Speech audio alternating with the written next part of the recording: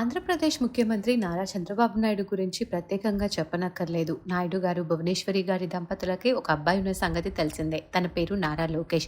ప్రస్తుతం ఆంధ్రప్రదేశ్ ఐటీ మినిస్టర్గా బాధ్యతలు నిర్వర్తిస్తున్నారు. నారా లోకేష్ బాలకృష్ణ గారి పెద్దమ్మాయి బ్రాహ్మిణిని 2007లో పెళ్లి చేసుకున్నారు. బ్రాహ్మిణి కూడా బిజినెస్ రంగంలో సత్తా చాటుకుంటున్నారు. ఈ కపుల్కి ఒక అబ్బాయి, బాబు పేరు దేవాంశ్. ఇద్దరు సోషల్ మీడియాలో యాక్టివ్గా ఉంటూ తమ వర్క్ రిలేటెడ్ అప్డేట్స్తో పాటు ఫ్యామిలీ మూమెంట్స్ని కూడా అభిమానులతో షేర్ చేస్తూ ఉంటారు. రీసెంట్గా నారా బ్రాహ్మణి గారు కొన్ని బ్యూటిఫుల్ మూమెంట్స్ని షేర్ చేశారు.